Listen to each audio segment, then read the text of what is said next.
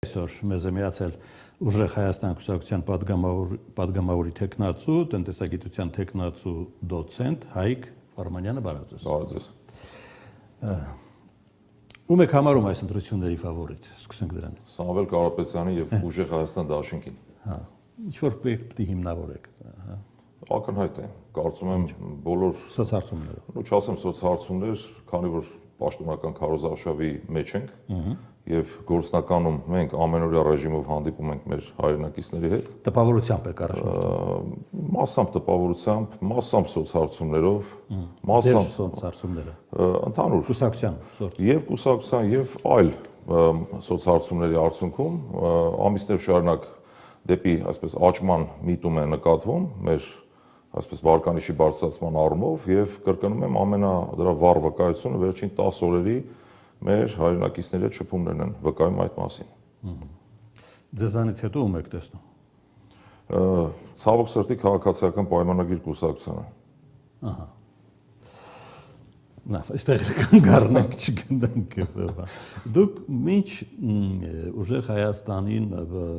անդամակցել, չէ՞ կուսակցություն։ Այո, կուսակցություն։ Անդամակցել, որևէ քաղաքական նախասիրություն ունեցել եք երբևէ։ Բոլոր ընդդիմադիր շարժումներին մասնակցել եմ առանց որևիցե ակնկալիքի, առանց որևէ կուսակցական պատկանելության։ Առանց կուսակցական պատկանելության։ 2018 թվականից առ այսօր մասնակցել եմ բոլոր շարժումներին ընդդիմադիր։ Բայց այսպես արժեքային համակարգի ընտրության տեսանկյունից եւ ամենահոգեհարազատ եւ որ մեր շատ-շատերիս այսպես ասեմ ժողովրդական լեզվով հոգուն հարազատ կուսակցությունը, այսպես դաշինքը, ղեկավարը, լիդերը դա Սամվել Կարապետյանն է եւ Ուժեղ Հայաստան կուսակցությունը։ Դուք գնացիք Ուժեղ Հայաստան, թե ձեզ հրավիրեցին Ուժեղ Հայաստան, այս կարևոր հանգամանք է։ Ի սկզբանե, երբ Սամվել Կարապետյանը կալանավորվեց այդ հայտնի արտահայտության համար, մենք մեր ձևով կպաշտպանենք եկեղեցին,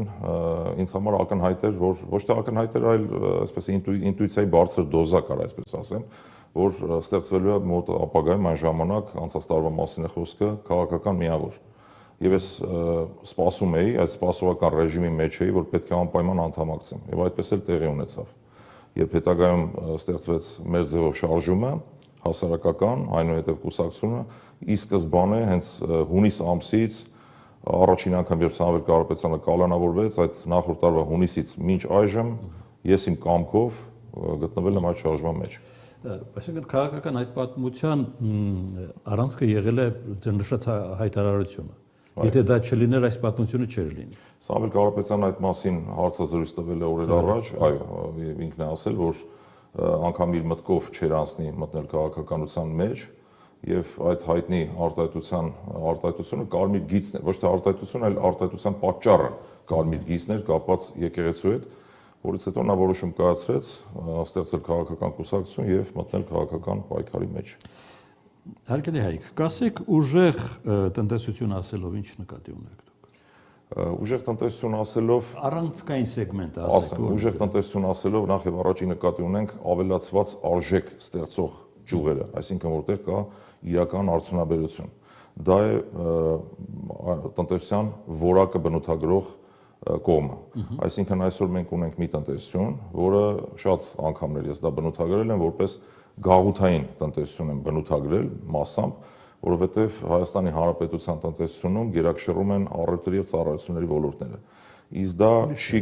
չի կարող հանդիսանալ այն հիմքը, որը կապահովի պետական պարտքի կայուն կառավարելիություն։ Ցավոք սրտի այսօր մեր իշխանությունները պնդում են,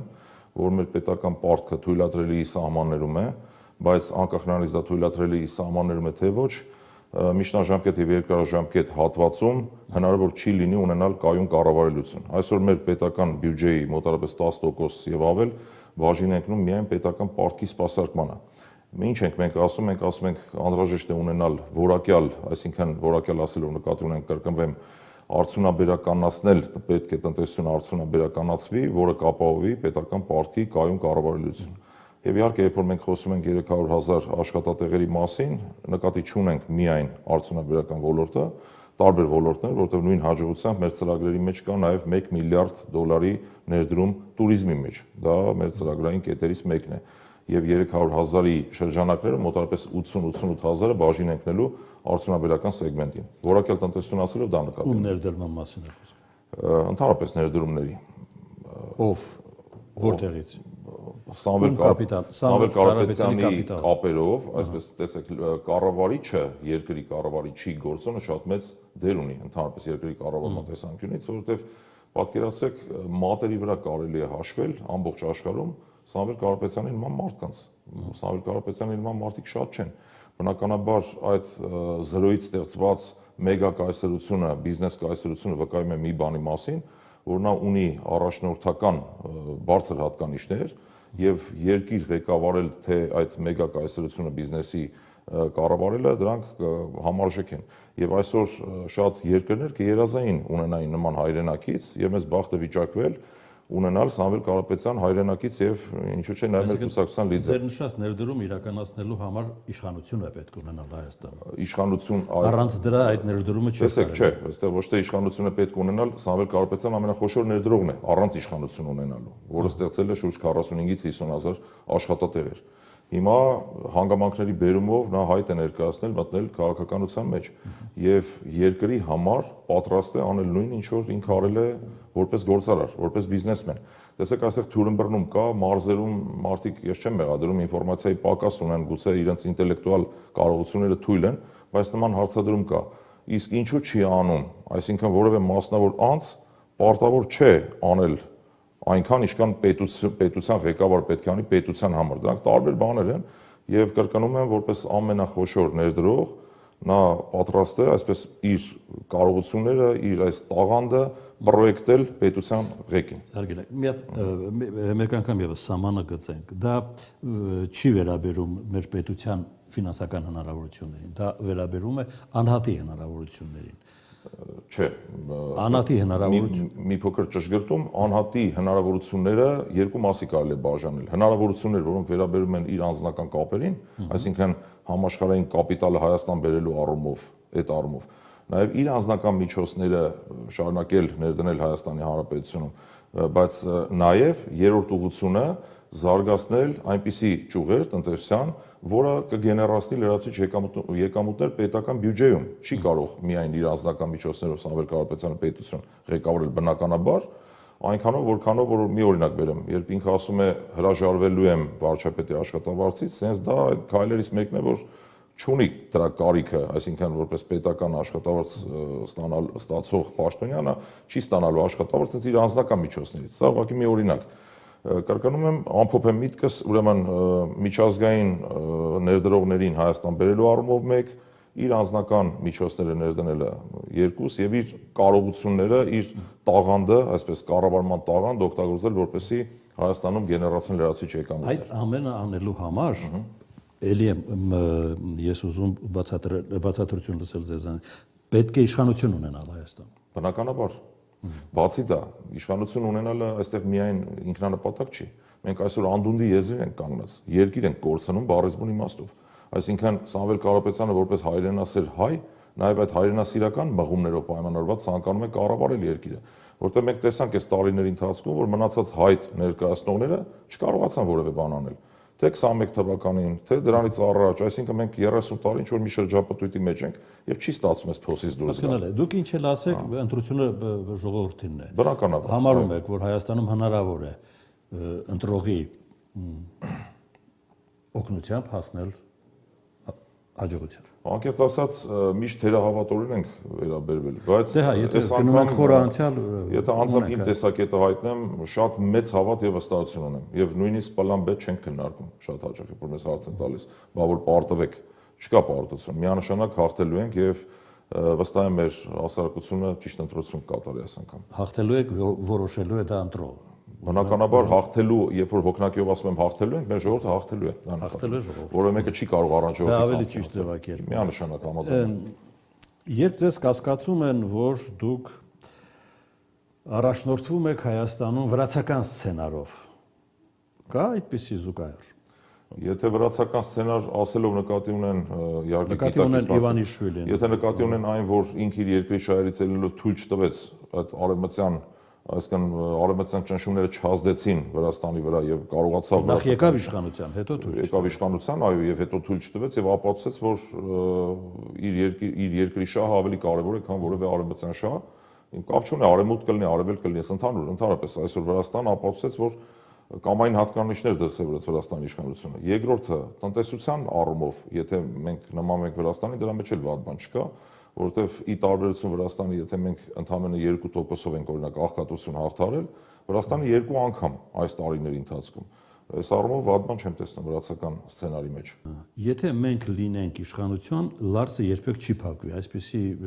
միտք եմ լսել ձեր։ Այո, ցավոք սրտի տեսեք ինչ է տեղի ունենում այսօր, ընդհանրապես տնտեսական հարաբերությունների մեջ երբ որ խնդիրներ են առաջանում, տարիների վեր, հիմա չթերագնահատենք նախորդ իշխանություններին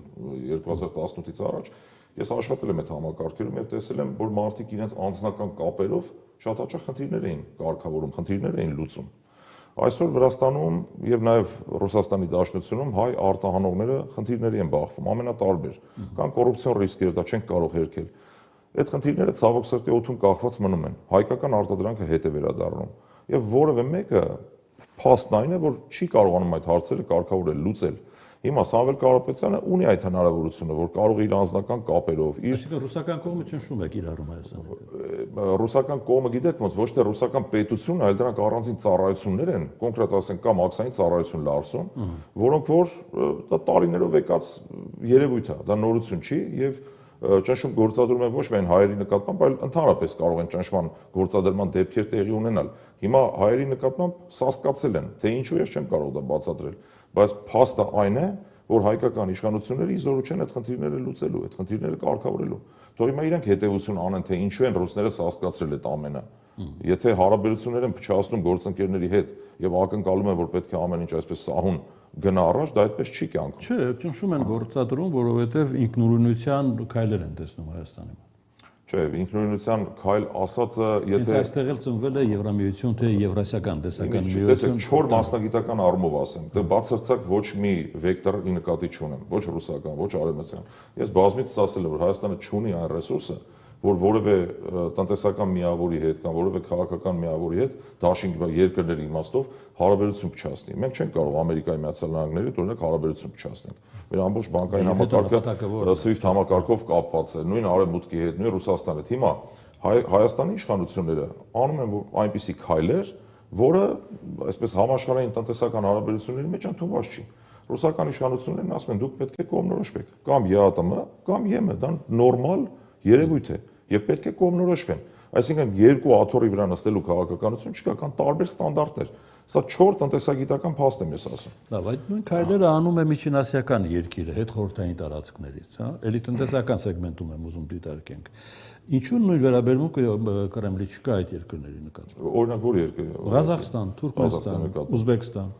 Ղազախստան, Թուրքմենստանը ԵԱՏՄ անդամ երկիր չի հանդիսանում, Ղազախստանը միայն հանդիսանում։ Անկեղծ ասած ինֆորմացիայի չեմ տիրապետում, չեմ կարող պնդել նույն վերաբերմունքը կա թե չկա, բայց բոլոր դեպքերում այն, որ դա նորմալ է, որ ասում են կամ ԵԱՏՄ կամ ԵՄ, դա նորմալ է, որովհետև նույն հաջողությամբ տեսեք, գործող իշխանությունները խաբում են։ Նորմալ է, քաղաքական ճնշում չէ, դա Հայաստանի վրա կապված նախընտրական։ Բացարձակ ճնշման խնդիր գոյություն չունի այստեղ։ Դա քաղաքականությունը ամեն երկիրի շարն առաջ տանում։ Հիմա նույն Հայաստանի իշխանությունները, ասեմ ուրիշ բան, այդ ԵՄ-ի շրջանակներում բառից բուն իմաստով խաբում են մեր հայրենակիցներին։ Կա տնտեսագիտական աքսիոմա։ Բոլոր այն երկրները կարող են սկսել բանակցություններ Եվրամիության անդամակցության հետ կապված, որոնց արտահանման 40%-ը, առնվազն 40%-ը բաժին ենք նում Եվրամիության երկրներին։ Իսկ մեր արտահանման ընդամենը 7-ից 10%-ը բաժին չի ընկնում Եվրամիության անդամ երկրներին, մոտավորապես այդ շրջակայքում։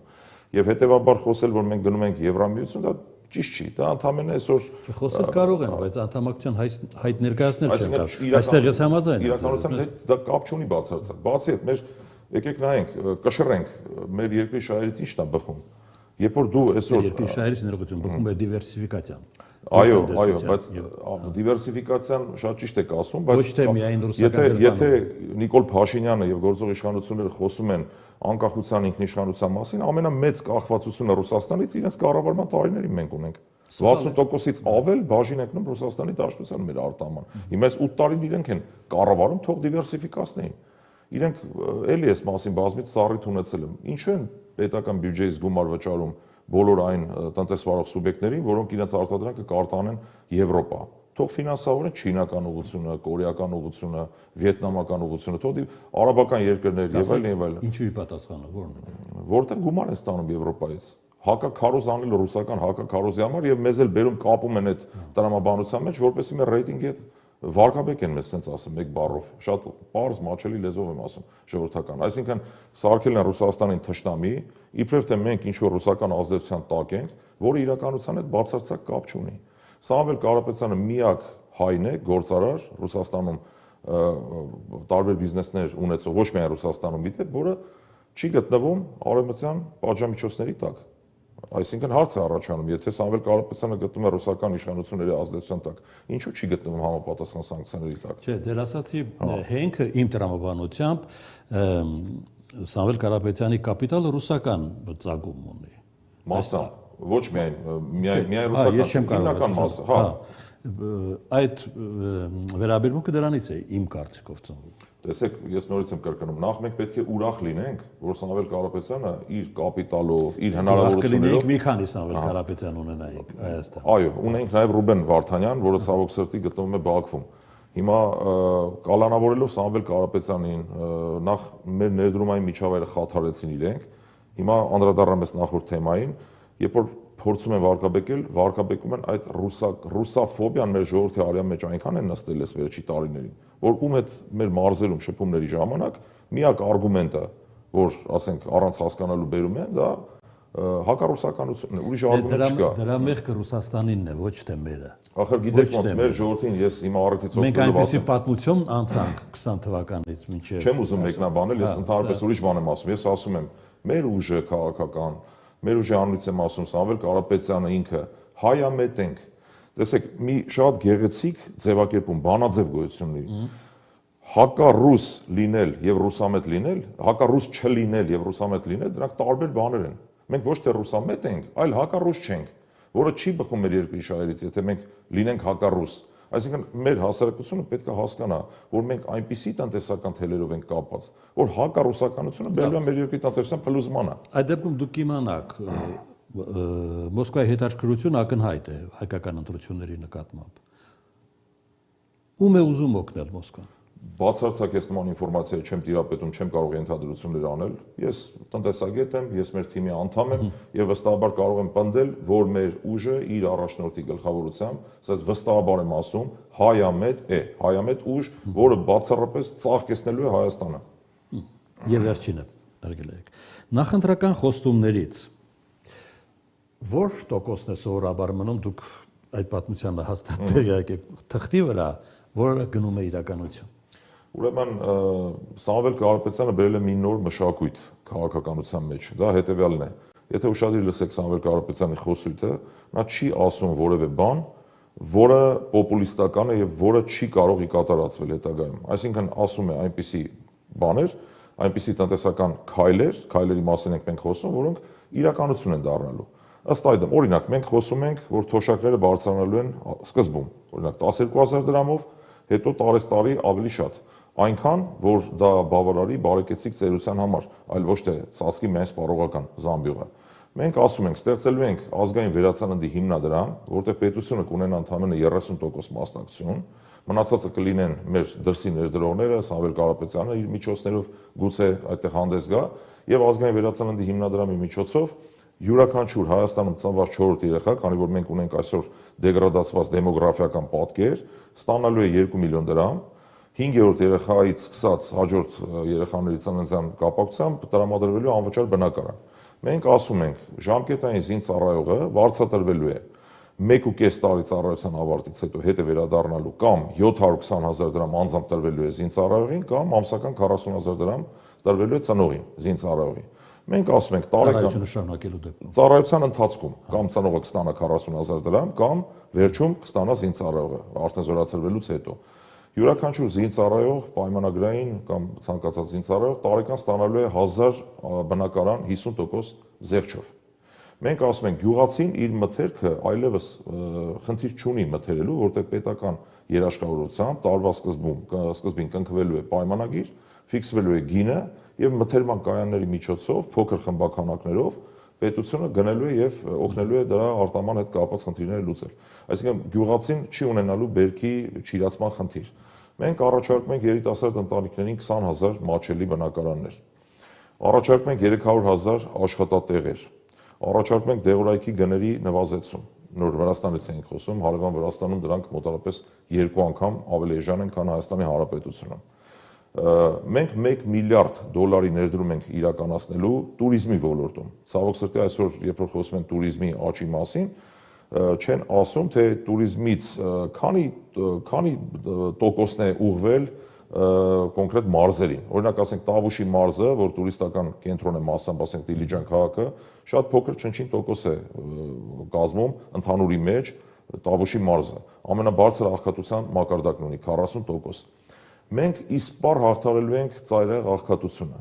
Սամվել Կարապետյանի գերնպատակներից մեկն է։ Նա ասում է, համապատասխան ֆոնդ է ստեղծվելու, դարձել այդ նույն տրամաբանության մեջ, որտեղ կլինի պետական եւ մասնավոր մասնակցություն եւ ծայրահեղ ընտանիքները ստանալու են 150,000 դրամ գումար ամսական կտրվածքով։ Այս սրանք են մեր ծրագրերը սոցիալական ուղղվածության, նաեւ մեր պաշտպանական